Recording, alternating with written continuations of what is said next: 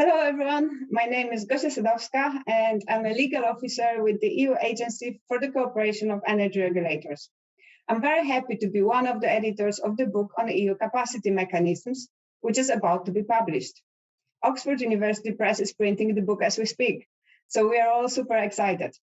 It's a joint effort of more than 30 experts who are looking at capacity mechanisms from all the possible perspectives. It's a new, revised and expanded edition. And I think this publication just couldn't be more timely, because right now there seems to be some mismatch between how capacity mechanisms are approached by the clean energy package and what is actually happening in many countries.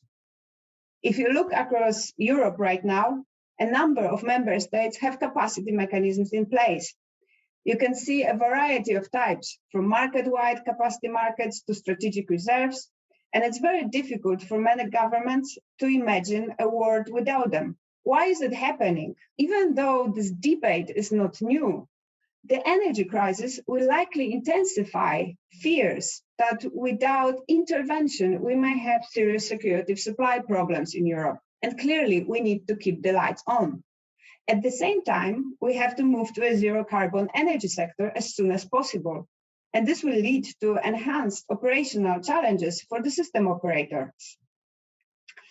How to marry these objectives without excessive intervention in the market is a million-dollar question for many governments and regulators.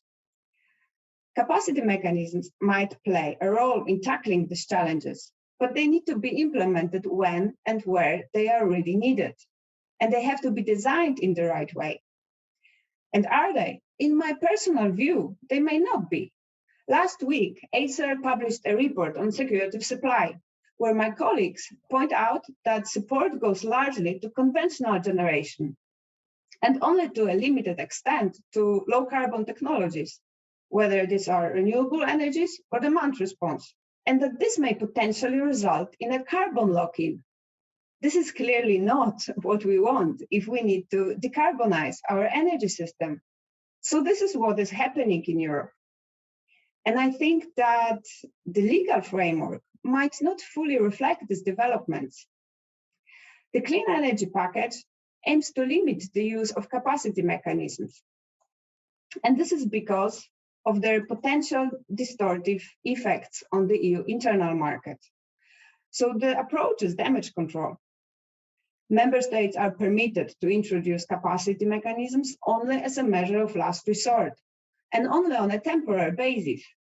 They must be competitive, they may not discriminate, and they must be technology neutral.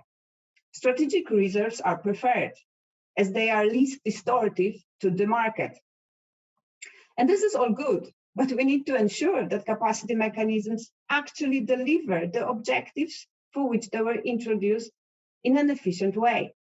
As we may have increasing concerns about security of supply, it seems like capacity mechanisms are here to stay. It is important to design them in a way to address security of supply, but also to ensure that they do not hinder the delivery of the energy transition and the uptake of demand response. Now the Commission is going to revise the energy market design, which could be a good opportunity to revisit this approach to ensure that where capacity mechanisms are considered necessary, that they're efficient and that they are fit to meet the objectives for which they were introduced in the first place.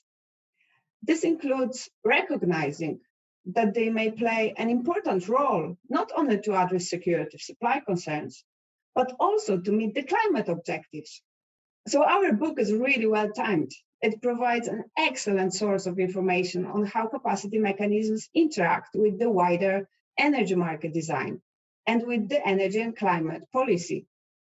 So read the ACER report, then read our book, and we will soon be organizing an FSR Insights event to mark the book launch. So stay tuned.